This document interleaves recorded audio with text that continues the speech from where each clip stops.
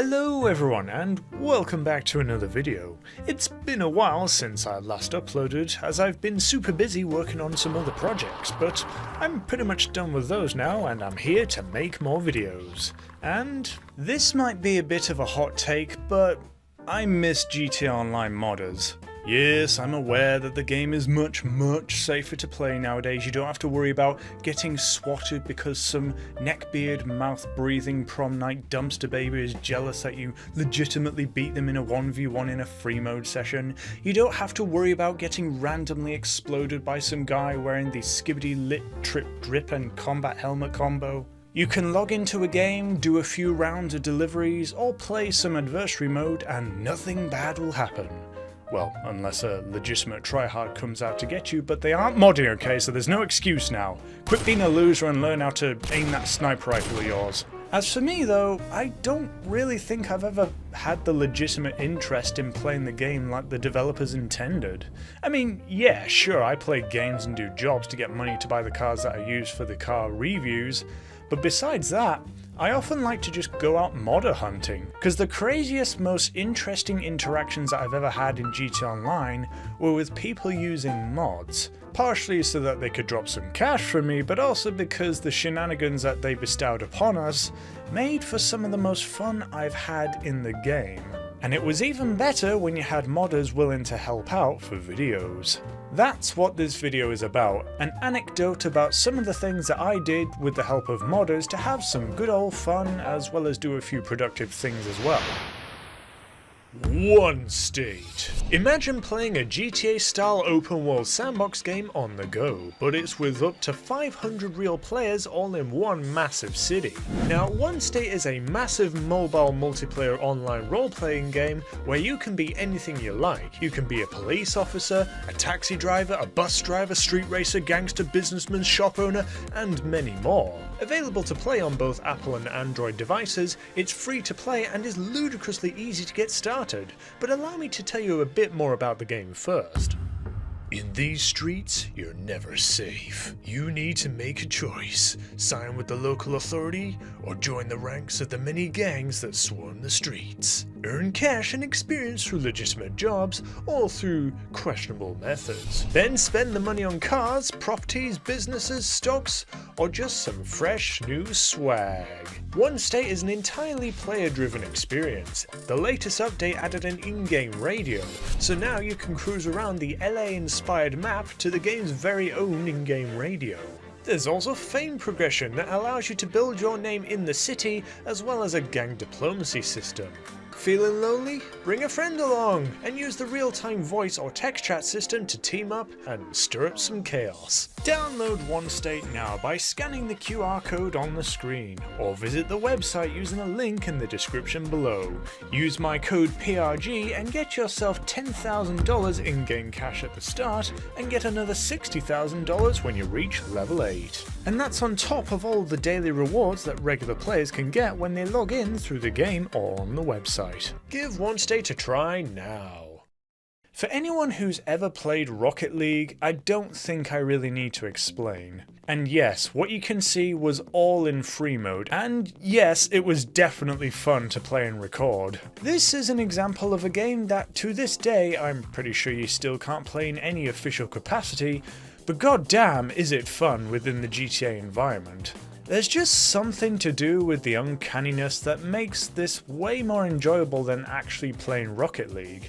The glitches, the little physics moments, the car crashing, and the occasional ball flying outside the stadium and being like, ugh, we gotta get the ball back. It's a good time.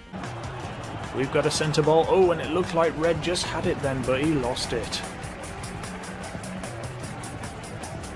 Oh, what's this? Oh, the Red's gonna... Oh, and it gets saved and it's out of the pitch, everyone. And another instance. Now this is something that could be done legitimately without the use of a modder helping out, but before I get into that, let me tell you about what this actually is. It's a two-team game and the premise is simple. One team, being the attackers, are tasked with using aircraft to eliminate the defending team who are camping atop some tugs. The aircraft in question are all the likes of the Nakota and the NX Howard, World War II-ish planes that have no explosive guns, and you're not allowed to use the bombs, because well, that'd be a bit overpowered. Everyone has one life. The defending team can only use non-explosive bullet weapons, and that's it. Last team standing wins. The attacking team can try to blow up the boats by shooting at them long enough. They can sacrifice themselves by crashing into the boats directly, or just plain up try and just shoot at them. This is a hilarious game to play. You can make up all different manners of rules, you can switch things up a bit, and there's no sweat about who wins or loses. It's all just casual fun. Just like the Rocket Voltic League game. The only caveat to this is, without the luxury of modders to help out, this can be one hell of a pain of a game to set up. You'd think that all you'd really need to do is just have a bunch of people bring the same planes and bring the same boats to the same spot, but that's surprisingly difficult, and unless you've been in my position trying to direct everything to get it all set up like a movie director with a megaphone, it is a nightmare. You'll have no idea how much of a nightmare these kinds of things take to set up. It's like, okay, over there we need the boats. Yep, park that boat. We don't need that kind of boat. No, we just need tugs. Okay, right, okay, we got the planes here. Oh, for Christ's sake, who threw a grenade? Having a modder there to just quickly spawn in everything that we need makes this an infinitely more laid-back experience, where we can reset and resupply in between games within minutes, as opposed to doing it without a modder, which could take like 30 minutes to an hour. True story. And that's assuming you don't want anything else like walls or custom assets loaded in. Often at times, just playing the game normally, even in an invite-only instance, I would often run into modders who are fans of the channel. They would log into my invite-only instance because I'm testing stuff on my own. I see them hovering around me like a bunch of wasps, and I'd be like, hey, should I be worried that you're here? Hell no, man, we're just big fans of the channel, baby. And they would help out. I don't remember the specifics as it was a very long time ago, but I would often run into friendly modders unannounced, and then, like it or not, they're part of my party for the session. Now, I don't really want to shine a positive light on modders because, while modders were very helpful, like everyone else, I too ran into those instances where a modder who probably picked up a free menu teleported me and everyone else in the instance to some random location, only to be greeted with UFOs, space dockers, and suspicious NPC clones of myself with all manner of different hair colours. True story. And yes, I have been force teleported to Cayo Perico a few times and crashed. But I never really hated modders. I always saw the positive things that they brought to the game. Like this instance, where we pretty much just replicated Angry Birds. 10 points if you hit the Chinese horse. Oh my gosh, they are getting close now. Oh, I killed someone. Oh shit!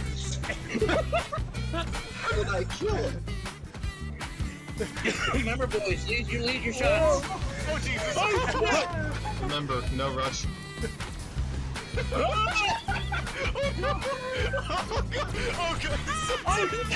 How am I alive?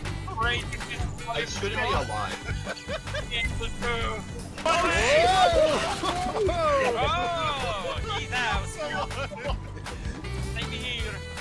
This would be horrifying in VR. This is probably the most I've laughed in my many years of playing GTA Online and possibly all of gaming. I tasked a modder to create a script that could make the cops hyper aggressive, have the ability to make use of vehicles that normally only players use, and make them actually really good at using them. And boy did they deliver! New viral video if police had enough of your shit. La di da di da, loving this at the pool. Oh shit, it's the cops! Everyone, we're gonna defend ourselves! Oh my god! Oh no, it's the cops! We got Nakotas incoming! Rattle 'em, boys! Rattle, boys! Oh shit! Get the other side. Go first way! Get cover! Take cover! Oh my god, there's so many explosions! Get out of the way! Oh, god damn it! Ah yes, good times, but there's more to it than just having modders create wacky game modes. Often at times they would prove to be very beneficial in the research and creation of some of my favourite videos that I've made, such as the case of the Kosatka lifting challenges.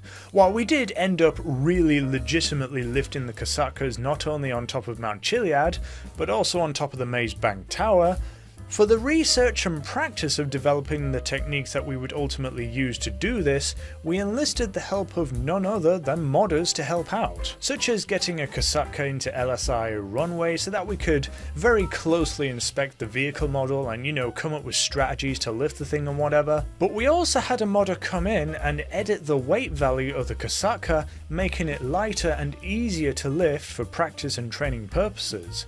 Then once we got used to lifting it at so-and-so lighter weight, they'd eventually just make it heavier and heavier until eventually it was the default weight and we'd be tasked to lift it with its default weight, which we did.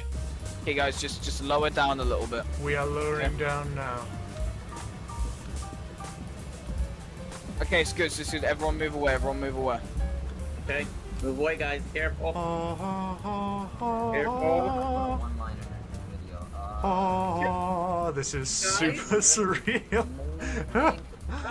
Modders proved extremely useful for the filming of certain machinima style videos too, like the If Tryhard Ruled Free Mode video. For the scene in which the protagonist and his friends are defending themselves inside the tunnel, we needed some way to make the actors who were acting as the tryhard bad guys come in, fly at us, and then get shot by the hero characters, only to do it again in a decent amount of time, otherwise filming would take forever. To make the filming of the scene happen fluently, we had a queue of tryhard actors waiting outside, with a modder acting as a middleman, operating all the stuff behind the scenes, as well as a bunch of Oppressor Mark IIs for all the tryhard actors to use. The tryhard actors would fulfill their role. They would fly in, they'd get killed, and then they would inevitably respawn a mile and a half away from where they would need to be. But to correct that, the modder would forcefully teleport them back where they need to be so that they could very quickly get back on another Oppressor Mark II and then do the same thing over and over again. So while all the action was taking place in front of the cameras in the tunnel, the real hero of this whole filming process was the anonymous modder who was likely typing faster than Mavis Beacon on crack, making sure that we had a constant inflow of tryhard actors to shoot at for the filming of the scene. Now, modders proved extremely useful for spawning in the vast amount of required vehicles that we needed to film the likes of the If Cops Had X series videos. While some players did make use of their own personal cars, for the likes of general cop cars, it was either have everyone try to steal a cop car from the police, which they would then have to get rid of their wanted level, and now the cop cars have bullet holes in them, I don't want bullet holes in, we can't repair them, or we just have a modder spawn them in. No problem, super fast, real quick. And this was back in 2017, we couldn't buy police cars back then. And even if we could, 5 million for a stupid cop car, I think would turn away the vast majority of players back in 2017, as price expectations were rather modest back then. There are tons of tales that I could tell about my interactions with modders. There's way too many to tell in this one video. Of course, I never supported malicious use of mod menus, as all it really does is just ruin the fun for everyone else, but I never rolled my eyes at modders who simply enjoyed flying around in a UFO in a free mode session because I knew that those points that they were just there to have some fun. Not at anyone's expense, just being a UFO in the sky. Tell me about your interactions with modders. Did any of them allow you to do some crazy stuff that I've managed to do? Or were you always just caged up like an animal and crashed? Let us know in the comments, but in the meantime, I hope to make more videos on a regular basis, and I will see you in the next one.